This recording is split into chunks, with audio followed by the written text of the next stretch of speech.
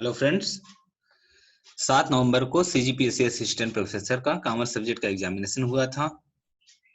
दोस्तों, पेपर जो था 200 नंबर का था। इसमें 100 क्वेश्चंस थे और इस पेपर में 1/3 की माइनस मार्किंग भी थी। यानी अगर आप एक क्वेश्चन गलत करते हो तो 0.67 मार्क का डिडक्शन होगा आपके टोटल मार्क गेन से।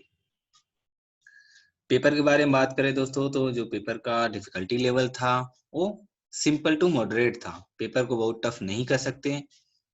70 to 80 क्वेश्चंस 90% एक्यूरेसी के साथ अटेम्प्ट किए जा सकते थे। मैं आपके साथ डिस्कस करने जा रहा हूं जो सीजीपीएससी का पेपर हुआ था कॉमर्स सब्जेक्ट का, उसके प्रोबेबल आंसर्स क्या हो सकते हैं। अभी तक ऑफिशियल आंसर की डिक्लेयर नहीं की है सीजीपीएससी ने। मैंने अभी प्रयास करके आंसर की बनाया हुआ है, जिसमें 95% तक की एक्यूरेसी होगी। अगर कोई क्वेश्चन गलत लगे तो आप मुझे कमेंट बॉक्स में कमेंट करके उसके अपनी राय दे सकते हो। और दोस्तों, साथ ही साथ आप ये भी बताएं मुझे कि आपके मेरे आंसर की के हिसाब से कितने सही क्वेश्चंस आ रहे हैं, यानी आपने कितने मार्क्स गेन किए, कमेंट करके जरूर बताएं। पहला क्वेश्चन था दोस्तों, माफ कीजिएगा, मैं बता दूं आपको, मैं जो पेपर लिया हुआ हूँ सेट सी का है। सेट सी का क्वेश्चन पेपर मैं सॉल्व कराने जा रहा हूँ आपके सामने। अब सबसे पहले शुरू करते हैं पहले क्वेश्चन से। पहला क्वेश्चन है कि which type of audit is contributed through out the year. कौन सा ऐसा ऑडिट है, अंकेक्षण है, जो पूरे वर्ष भर चलता रहता है। तो इसका आंसर बहुत सिंपल है, आप सबको पता होगा, सही किया होगा आपने, कंटिन्यूअस ऑडिट है। सेकंड क्वेश्चन है कि प्रमुख अंकेक्षण तकनीक है, main audit technique is vouching, confirmation, testing, all of above. तो ये जो तीनों ही टेक्निक दी गई है, ये सभी मेन वाउचिंग की ऑडिट की टेक्निक है। तो इस क्वेश्चन का आंसर होगा all of above. Third question है डेयरी और का केस का 1882 है। 1882 का एक केस है, इट वाज डिसाइडेड दैट, उस केस का क्या डिसीजन था। जो केस था, उस केस को मैंने जो देखा, मैंने सर्च किया, मुझे मिला कि auditor is not responsible for fraud. यानी कोई भी अगर फ्रॉड हुआ है और जो ऑडिटर है उसने अकाउंट का निष्पक्ष जांच किया है, तो उसके लिए वो रिस्पॉन्सिबल नहीं है। तो इस क्वेश्चन का मेरे अकॉर्डिंग आंसर जो है वो डी है। आगे क्वेश्चन 4 पूछ रहा है कि under which section an auditor is appointed in A company. Question बहुत ही सिंपल है, इसका आंसर होगा सेक्शन 224 यानी ए। क्वेश्चन नंबर 5 है essential for audit of an educational institute. किसी भी एजुकेशनल इंस्टीट्यूट के ऑडिट के लिए क्या जरूरी है। सबसे जो जरूरी होता है एक नॉट फॉर प्रॉफिट ऑर्गेनाइजेशन के ऑडिट के लिए, वो होता है detail of receipt and payment. लेकिन यहाँ पर ऑप्शन अलग अलग दिया है, रिसिप्ट अलग है, पेमेंट अलग है, दोनों ही सही है। इसलिए मैं आंसर डी को मानता हूँ, यानी ऑल ऑफ एबव। चारों ही चीजें हमें जरूरी है, रिसिप्ट, पेमेंट, एसेट और लायबिलिटी। यानी क्वेश्चन नंबर 5 का सही आंसर है डी। क्वेश्चन नंबर 6 पूछ रहा है कि which one of the following is correct. में से कौन सही है। तो क्वेश्चन सिंपल है, आपने डेफिनेशन में ही पढ़ा होगा ऑडिटिंग कि vouching is the backbone of auditing. इसका आंसर सही हुआ B. Question number 7, question number 7 है the liability of assistants negligence audit is. यानी अंकेक्षण में अगर ऑडिटर का जो असिस्टेंट है वो नेग्लिजेंस करता है तो इसके लिए किसकी लायबिलिटी होगी। तो इसका आंसर है ऑडिटर की लायबिलिटी, यानी ए।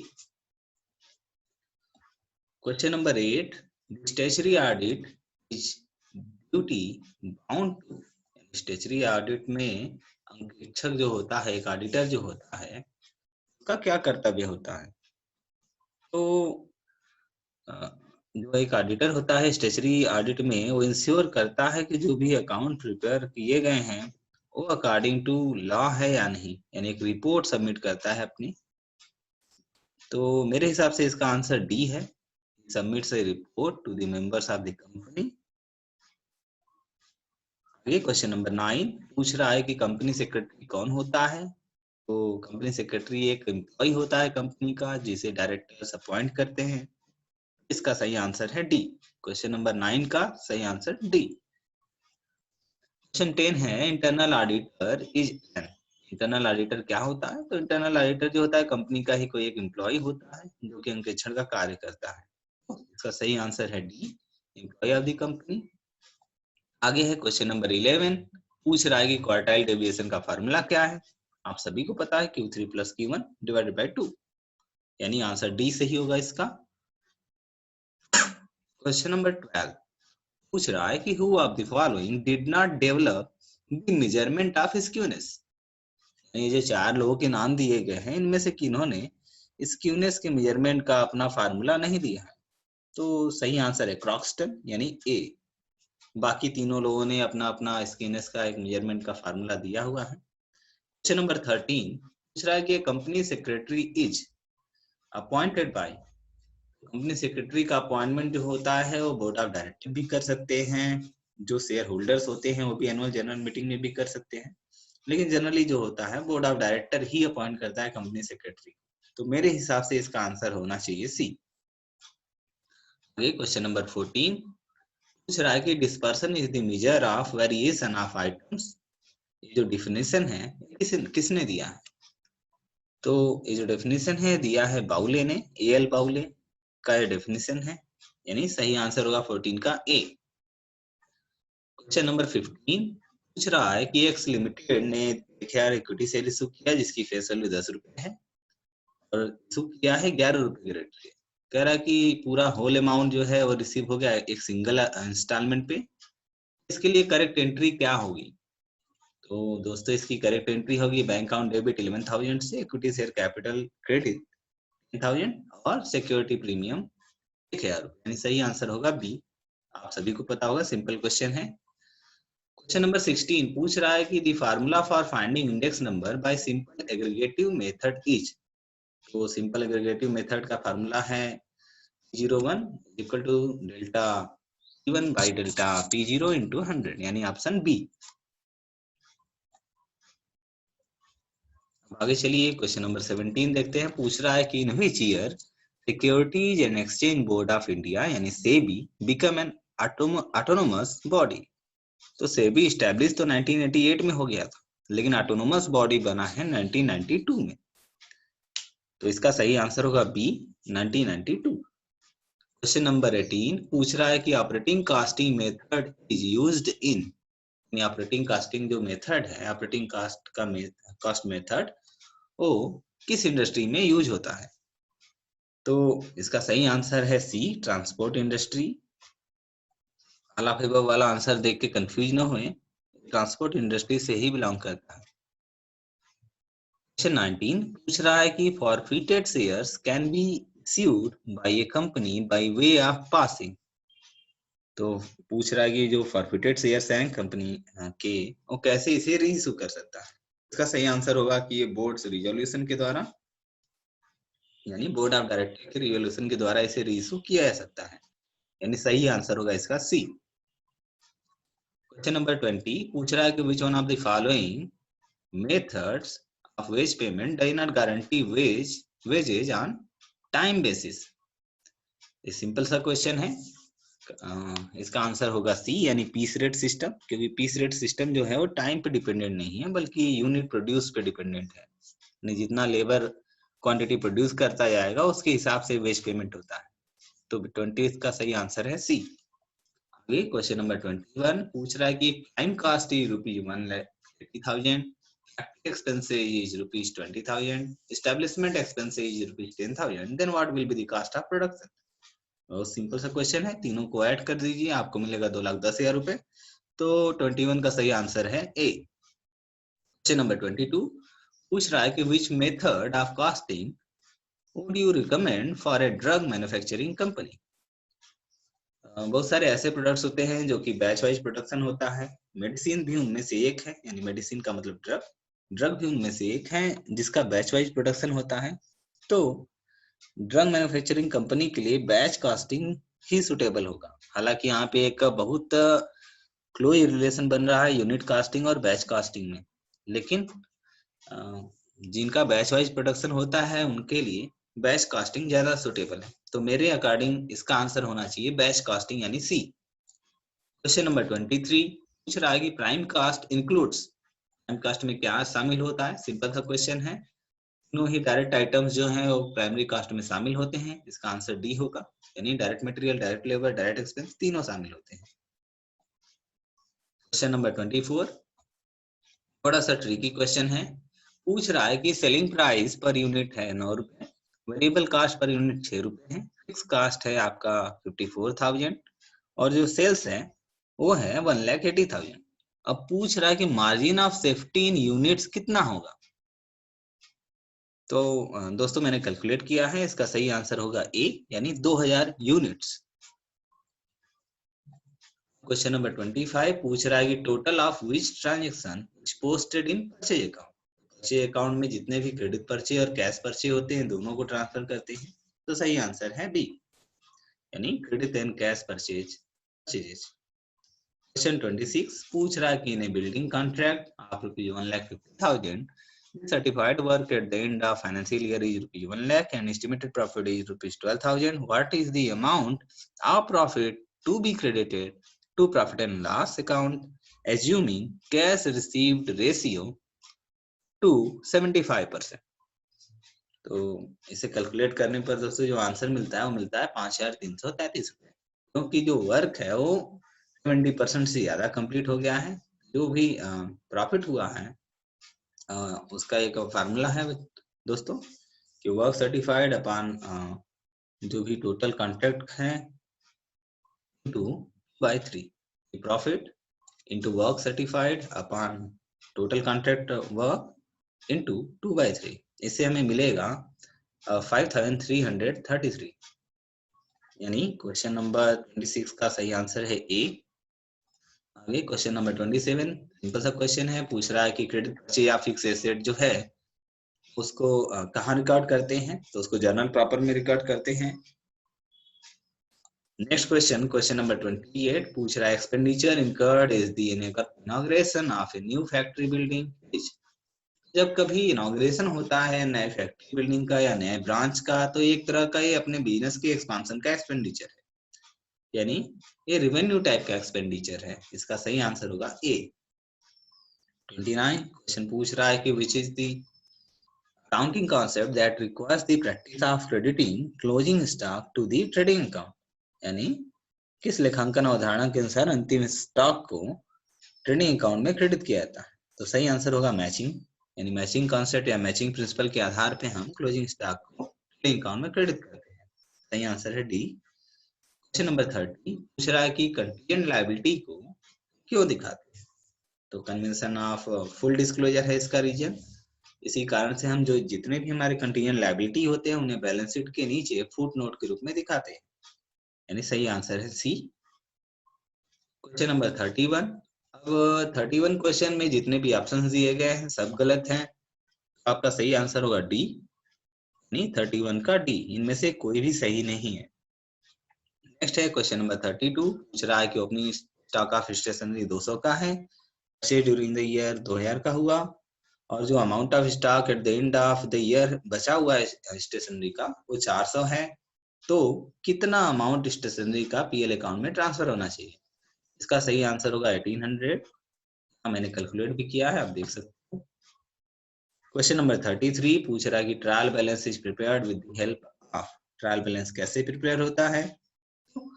ये थोड़ा सा ट्रिकी क्वेश्चन है। ट्रायल बैलेंस जो प्रिपेयर होता है वो लेजर के आधार पे होता है। अब कैश बुक के लिए कैश अकाउंट नहीं भी बनाते तो चलता है, लेकिन बाकी सभी सब्सिडरी बुक्स के आधार पे हमें लेजर अकाउंट्स तैयार करने होते हैं। तो मेरे अकॉर्डिंग इसका आंसर सी होगा, यानी cash book and ledger. Question number 34 पूछ रहा है कि एबीसी 3 पार्टनर है, उनका प्रॉफिट शेयरिंग रेशियो 5:3 है। डी को एडमिट करते हैं 1/5 शेयर के लिए, तो नया रेशियो क्या होगा। मैंने कैलकुलेट किया है और आंसर है 10:6:4:5। क्वेश्चन 35 दो पार्टनर है फिर से ए और बी का प्रॉफिट शेयरिंग रेशियो 3:2 है। उन्होंने सी को एडमिट किया 1/5 शेयर के लिए। सी गुडविल के लिए लाता है 35,000 और अब नया रेशियो जो बनेगा तीनों के बीच का वो होगा 5:3:2। तो ए और बी को कितना गुडविल में हिस्सा मिलेगा? तो इसका सही आंसर है सी, यानी 17,500 ईच। क्वेश्चन नंबर 36 पूछ रहा है कि interest receive during the year but not earned will be shown in. तो जो इंटरेस्ट आपको रिसीव तो हो गया लेकिन आपने कमाया नहीं, वो आपके लिए लायबिलिटी, और ऑप्शन में कहीं लायबिलिटी दिया नहीं है, इसलिए सही आंसर होगा डी। क्वेश्चन नंबर 36 का डी। क्वेश्चन 37 है, पूछ रहा है कि टेस्ट चेकिंग में क्या शामिल होता है। हालांकि ये जो क्वेश्चन है इसके बहुत सारे क्लोजली रिलेटेड आंसर्स हैं। इनमें बी सी डी तीनों ही आंसर सही फिट बैठते हैं टेस्ट चेकिंग के लिए। तो मेरे अकॉर्डिंग इसका आंसर है C, only a few items in detail are checked. हालांकि बी आंसर भी आप सही मान सकते हो, क्योंकि कुछ आइटम को सिलेक्ट किया जाता है, उनकी टेस्टिंग की जाती है, उसके आधार पे एक जनरलाइजेशन कर लिया जाता है कि बाकी आइटम भी सही होंगे। तो ये डाउटफुल क्वेश्चन है, बी और सी और डी तीनों ही कॉन्फ्लिक्टिंग आंसर्स हैं। तो ये सीजीपीएससी डिसाइड करेगा सही आंसर इसका क्या है। क्वेश्चन नंबर 38 पूछ रहा है कि an auditor can continue up to, कब तक एक ऑडिटर कंटिन्यू कर सकता है। हो सकता है कि वो in between the year appoint हुआ हो, तो जब तक नेक्स्ट एनुअल जनरल मीटिंग नहीं होती तब तक वो बना रह सकता है, यानी सही आंसर है बी। अब आगे क्वेश्चन नंबर 39 पूछ रहा है कि कंपनी ने 30 शेयर फॉरफिट किए हैं 100 रुपए वाले, जिसपे 80 रुपए कॉल्ड अप है, इसमें 20 रुपए एप्लीकेशन का और 40 रुपए अलॉटमेंट का मिल चुका है। पूछ रहा है कि while passing an entry on the forfeiture, the forfeited share account will be credited with। तो forfeited share account कितने रुपए से क्रेडिट होगा?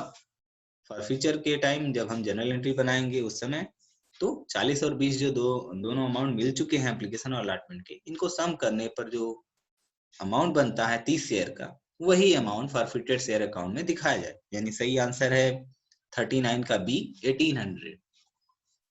नेक्स्ट है क्वेश्चन नंबर 40, कह रहा है कि the subsidiary voucher produced in the absence of primary voucher is called, इसका सही आंसर होगा कोलैटरल वाउचर, यानी डी।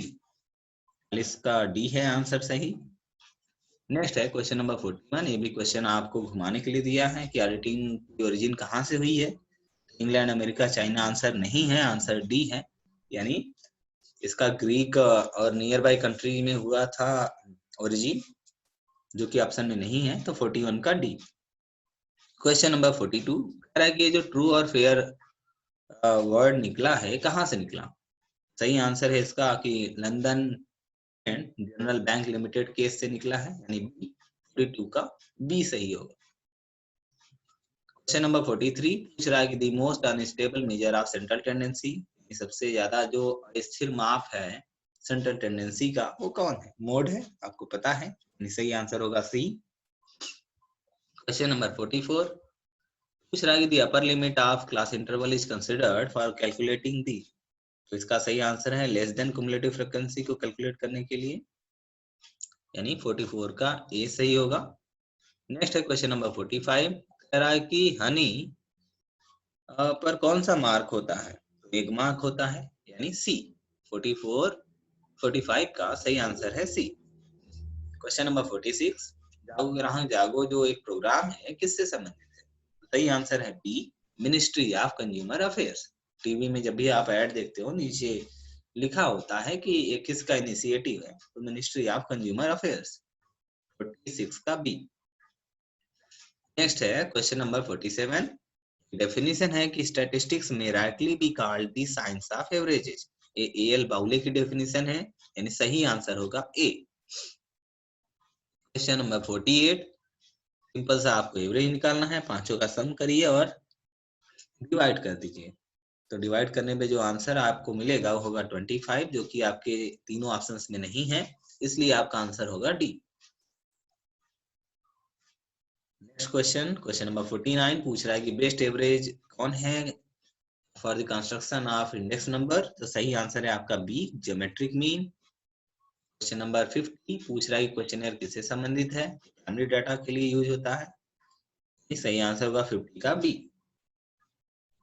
क्वेश्चन नंबर 51 पूछ रहा है कि correlation between two variable is high if, तो चारों ऑप्शन में से आप देख रहे हैं कि जब r 1 के बराबर हो उस समय कोरिलेशन दो वेरिएबल के बीच में सबसे ज्यादा हाई होता है। यानी तो 51 का आंसर होगा डी, इक्वल टू 1। क्वेश्चन 52 पूछ रहा है कि mean wage earning of workers of an organisation is 29.47 rupees and total wage paid is rupees 560। Then the number of workers in the organisation will be, कितने होंगे? तो सही answer है 19, यानी 52 क्वेश्चन का सही आंसर होगा बी। क्वेश्चन नंबर 53 कह रहा है कि the mean of 15 number is 15. If the two numbers 16 and 14 are excluded, then the mean of the remaining number will be. यहाँ पे देख रहे हैं दोस्तों कि पहले 15 नंबर थे, 15 नंबर का जो एवरेज था वो भी 15 था। अब उसमें से दो नंबर्स हटा दिए गए, यानी अब बचे हुए नंबर्स हैं 13, लेकिन जो दो नंबर हटाए गए उनका जो सम होता है वो है 30। तो आप देख रहे हो कि जो दो नंबर हटाए जा रहे हैं उनका भी एवरेज 15 ही है।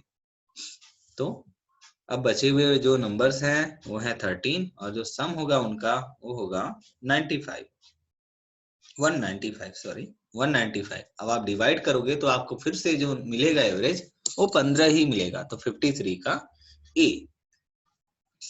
अब नेक्स्ट क्वेश्चन है 54, कह रहा कि n equal to 10 sigma x is equal to 60 sigma x square is equal to 1000 then standard deviation will be. इसे सॉल्व करने पर आंसर मिलता है हमें 8, तो 54 का सही आंसर है ए। क्वेश्चन नंबर 55 कह रहा है कि the coefficient of concurrent deviation gives correlation coefficient which varies between -1 to +1, यानी सही आंसर है 55 का बी। क्वेश्चन नंबर 56 कह रहा है कि fixed base index number chain indices are, तो दोनों अलग अलग इंडेक्सेज हैं। फिक्स बेस में हमें बेस जो लेना होता है हर साल फिक्स लेना होता है, जबकि चेन इंडेक्स में हर साल यानी हर नेक्स्ट ईयर के इंडेक्स को हमें लेते जाना होता है। यानी हर प्रीवियस ईयर का जो इंडेक्स है वो हमारे लिए बेस का काम करता है चेन इंडेक्स में, तो 56 का आंसर होगा बी। अब पूछ रहा है 57 क्वेश्चन, सिंपल सा क्वेश्चन है।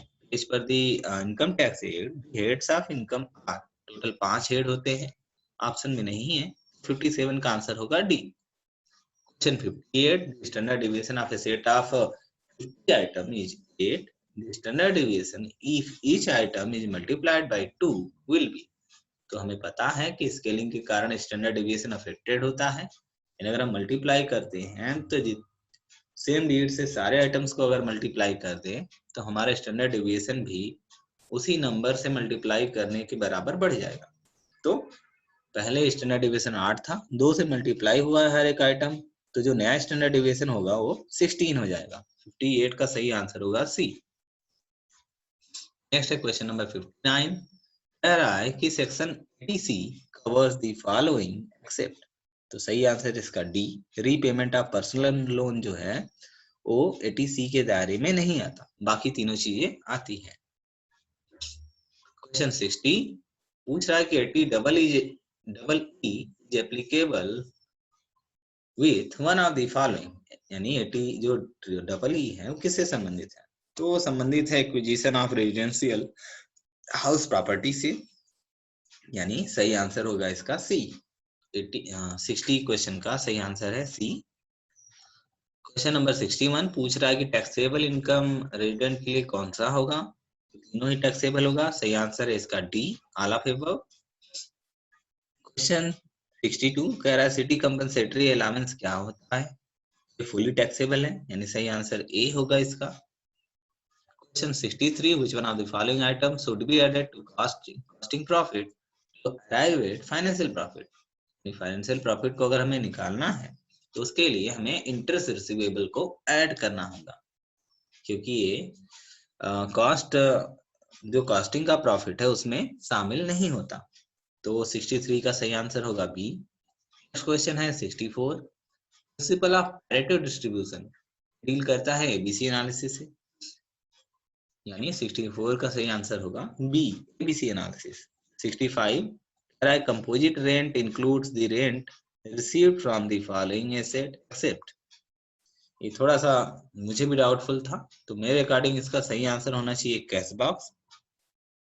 हालांकि मुझे अभी भी इसमें डाउट है कि फिक्स एसेट्स या कैश बॉक्स में से एक सही आंसर हो सकता है।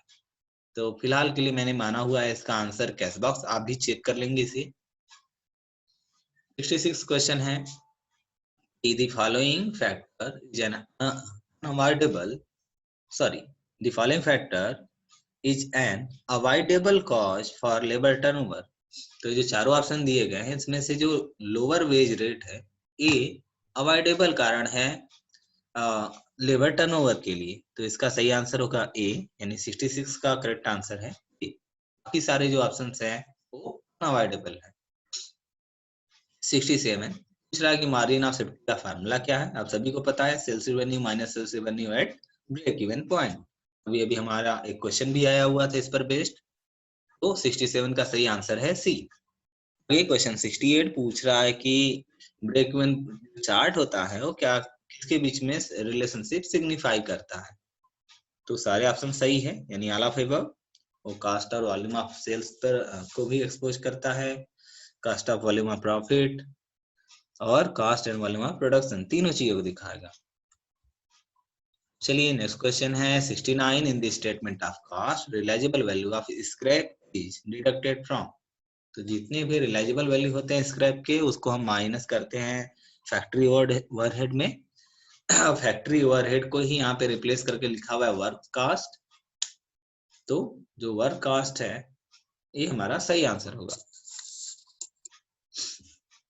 नेक्स्ट क्वेश्चन है 70, कह रहा है कि if sales is 32,000 variable cost is 24,000 then P ratio क्या होगा। तो ये सारा ऑप्शन जो है गलत है, सही आंसर होगा इसका डी। पीबी रेशियो जो आपको निकल कर आएगा वो 25% होगा, जो कि ऑप्शन में नहीं है। नेक्स्ट है क्वेश्चन नंबर 71, कह रहा है the following is an not an essential element of organisation. तो ऑर्गेनाइजेशन का एसेंशियल एलिमेंट क्या नहीं है। तो इसका सही आंसर है D, budget and accounting system. जरूरी नहीं है, ये जरूरत के हिसाब से रखा जा सकता है। नेक्स्ट है question 72, administration not concern with the following. Implementation जो है वो एडमिनिस्ट्रेशन से संबंधित नहीं है, बाकी गाइडेंस लीडरशिप कंट्रोलिंग ये सारी चीजें इसके पार्ट है। तो मेरे अकॉर्डिंग इसका सही आंसर है सी, यानी 72 का सही आंसर है C. Question number 73, which one of the following cannot be classified in object of business। में से कौन बिजनेस का ऑब्जेक्टिव के रूप में क्लासिफाई नहीं हो सकता। तो मेरे का इसका सही आंसर है इन्वेस्टमेंट, यानी 73 का जो सही आंसर है वो है ए। नेक्स्ट है क्वेश्चन नंबर 74, कह रहा है disinvestment of public sector enterprises implies. Simple सा क्वेश्चन है, आपको पता है, सही आंसर होगा A, in sale of equity share to private और पब्लिक सेक्टर। क्वेश्चन 75 पूछ रहा है कि ऑप्टिमम फर्म कौन होगी।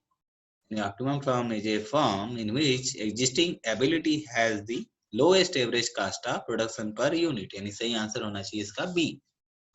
क्वेश्चन 76 सिंपल क्वेश्चन है, पूछा है कि इनमें से कौन सा साइंटिफिक एनवायरनमेंट से संबंधित नहीं है। तो मेंटल स्टडी नाम की कोई स्टडी नहीं होती, बाकी fatigue study, motion study, time study, method study ये सभी साइंटिफिक मैनेजमेंट के टेक्निक्स हैं। तो 76 का सही आंसर है बी। नेक्स्ट है क्वेश्चन 77, पूछ रहा है एलआईसी क्या है। एलआईसी एक गवर्नमेंट कंपनी है, सबको पता है, यानी सही आंसर होगा ए। क्वेश्चन 78 पूछ रहा है कि किस ईयर में आईएफसीआई यानी industrial finance corporation of India establish हुआ। तो सही आंसर है 1956, यानी बी। क्वेश्चन 79 पूछ रहा है कि the following is not basic element of process of delegation. Performance of obligation जो होता है इसका पार्ट नहीं है, यानी ये डेलीगेशन के प्रोसेस में शामिल नहीं होता। क्वेश्चन 80 पूछ रहा है कि which of the following is not required for registration of A company. तो लिस्ट ऑफ एम्प्लॉयज ये नेसेसरी नहीं होता, बाकी सारी चीजें नेसेसरी होती है, यानी 80 का डी होगा सही आंसर। क्वेश्चन 81 कह रहा है कि productivity does not concern with the following. तो जो प्रोडक्टिविटी होती है वो ऑप्टिमम लेवल ऑफ परफॉर्मेंस से संबंधित नहीं है, बाकी सबसे तो है, यानी 81 का सही आंसर होना चाहिए ए। क्वेश्चन 82 ऑर्गेनाइजेशन चार्ट में be prepared excluding one of the following. तो मैंने जो देखा organisation chart top down prepare हो सकता है, सर्कुलर भी हो सकता है, लेफ्ट टू राइट भी हो सकता है। ये जो डाउन टॉप है इसमें थोड़ा सा मुझे डाउट था। ये क्वेश्चन हालांकि मेरे लिए सस्पेंस था, अभी तक आंसर मैंने इसका नहीं देखा था, तो मेरे अकॉर्डिंग इसका आंसर है बी, यानी 82 का बी। क्वेश्चन 83, ये company secretary has to be, company secretary को क्या होना चाहिए, उसे सेबी से रजिस्टर्ड होना चाहिए, यानी 83 का बी। क्वेश्चन 84 है, पूछ रहा है the extraordinary general meeting can be convened in a financial year, कितनी बार बुलाया जा सकता है एनुअल एक्स्ट्राऑर्डिनरी जनरल मीटिंग को। तो मेरे अकॉर्डिंग इसका आंसर है कि एज मेनी टाइम्स इट में रिक्वायर, यानी इसकी कोई लिमिट नहीं है, जितनी बार आ सकता हो उतनी बार बुलाया जा सकता है। इसके आंसर पे मैं श्योर नहीं हूं, आप भी इसे चेक कर ले। क्वेश्चन 85 है कि which factor is are essential for localisation of industry, industry के लोकलाइजेशन के लिए क्या जरूरी है। तो सारी चीजें जरूरी है, power resource, supply of labour, climate factor, सारी चीजें जरूरी हैं। तो इसका सही आंसर होगा डी, 85 का डी है सही आंसर। क्वेश्चन नेक्स्ट है 86, कह रहा है कि दी प्रोपाउंडर ऑफ एडमिनिस्ट्रेटिव मैनेजमेंट, आपको पता है हेनरी फ्योल है। जनरल मैनेजमेंट या एडमिनिस्ट्रेटिव मैनेजमेंट के जो फादर है, प्रोपाउंडर है, वो हेनरी फ्योल है। 86 का ए है सही आंसर। क्वेश्चन 87 कह रहा है कि मिनिमम कोरम कितना रिक्वायर्ड है, कोरम कितना रिक्वायर्ड है प्राइवेट कंपनी के लिए। सबको पता है 2 है, क्योंकि कम से कम इसमें 2 मेंबर हो सकते हैं। नेक्स्ट क्वेश्चन 88 पूछ रहा है कि valid annual general meeting of any company में बी हेल्ड ऑन, कह रहा है कि इनमें से कौन सा एक वैलिड एनुअल जनरल मीटिंग है। हालांकि मुझे तीनों नहीं लग रहे थे, क्योंकि 3 PM ऑन फ्राइडे 2 अक्टूबर को छुट्टी रहती है, इस दिन नहीं हो सकता। नेक्स्ट है 11 AM संडे है, संडे को भी नहीं हो सकता। थर्ड दिख रहा है मुझे कि 9 PM, तो 9 बजे रात को, हालांकि 5 जो अक्टूबर है वो मंडे है, उसमें लेने में कोई दिक्कत नहीं है मीटिंग, लेकिन 9 बजे रात है, ये थोड़ा सा मुझे सस्पिशियस है। तो इसका आंसर सी या डी में से एक हो सकता है। मेरे अकॉर्डिंग इसको मैंने सी मान लिया है, लेकिन मुझे डाउट है कि 9 बजे रात को भी मीटिंग नहीं हो सकती। इसका टाइम होता है कि 10 से 4 तक ही होगा, तो थोड़ा सा डाउटफुल हूं मैं इसके बारे में, क्लियर करना होगा। लेकिन 88 का सी या डी सही आंसर है, मेरे अकॉर्डिंग सी सही आंसर है। Question 89, the proxy has a right, proxy जो है वो वोट दे सकता है by showing hand, speak at a meeting, vote on the poll. तो 89 का डी मेरे अकॉर्डिंग सही आंसर है। Question 90, the duty of company secretary regarding company meeting are, तो तीनों ही हैं। कंपनी की मीटिंग शुरू होने से पहले, ड्यूरिंग द मीटिंग और आफ्टर मीटिंग उसकी ड्यूटी होती है सेक्रेटरी की, यानी 90 का सही आंसर होगा डी। क्वेश्चन 91 कह रहा है कि wagering agreement in the state of Delhi, Delhi state में भी वाइड है, पूरे इंडिया में वाइड है वेजरिंग का एग्रीमेंट, सही आंसर होगा ये 1990। क्वेश्चन 92 पूछ रहा है consumer protection act come into force with effect from, जो क्वेश्चन है मुझे क्वेश्चन ही गलत लग रहा है, क्योंकि जो इन्फोर्सेबल हुआ था कंज्यूमर प्रोटेक्शन एक्ट वो 24 दिसंबर 1986 से हुआ था। तो मेरे अकॉर्डिंग ये जो क्वेश्चन है ये गलत है, इसका आंसर इनमें से कोई सही नहीं है। बाकी आपने कहीं देखा हो तो मुझे जरूर कमेंट करके बताएं कि इसका सही आंसर आपके हिसाब से क्या है, क्योंकि मेरे हिसाब से तो ये क्वेश्चन ऑब्जेक्शनेबल क्वेश्चन है, क्योंकि गैजेट में भी दिया गया है कि 24 दिसंबर 1986 से ये इफेक्टिव माना जाएगा। क्वेश्चन 93, कॉन्ट्रैक्ट ऑफ इंडेमनिटी क्या होता है, तो एक कंटीजेंट कॉन्ट्रैक्ट है, नहीं अगर कोई घटना घटती है तभी राइज होगा इसका परफॉर्मेंस, अदरवाइज नहीं। तो 93 का सही आंसर है कंटीजेंट, यानी सी। नेक्स्ट है क्वेश्चन नंबर 94, कह रहा है कि section of bailment contract is, bailment जो है इसका सेक्शन 148 है, ऑप्शन में नहीं है, इसका सही आंसर होगा डी, यानी क्वेश्चन 94 का राइट आंसर है डी। नेक्स्ट है क्वेश्चन नंबर 95, पूछ रहा है कि contract without free consent is, एक ऐसा कंटेंट जो फ्री कंसेंट के बिना किया गया हो वो वाइडेबल होता है, यानी सही आंसर है 95 का डी। क्वेश्चन 96 पूछ रहा है कि the effect of monopolistic trade practices include, तो ये सारी चीजें होती हैं, यानी सही आंसर इसका डी होगा, 96 का डी। नेक्स्ट है question 97, how many minimum days before a notice is served to the members for calling a stationary meeting of the company. Stationary meeting बुलाने के लिए कम से कम 21 दिन पहले सूचना देनी होती है, यानी 97 का सही आंसर होगा सी। क्वेश्चन 98, कह रहा है टाइम रिवर्सल टेस्ट किसको सेटिस्फाई करता है, तो P01 into P10 is equal to 1, यानी ये जो P01 है और P10 है, इन दोनों का मल्टीप्लाई करने पर हमें आंसर 1 मिलना चाहिए, तब ये टाइम रिवर्सल टेस्ट को सेटिस्फाई करता है, यानी 98 का सही आंसर होगा बी। क्वेश्चन 99 पूछ रहा है कि fraud does not include, fraud में कौन शामिल नहीं होता, तो इसका सही आंसर है B, any breach of duty without intent to deceive.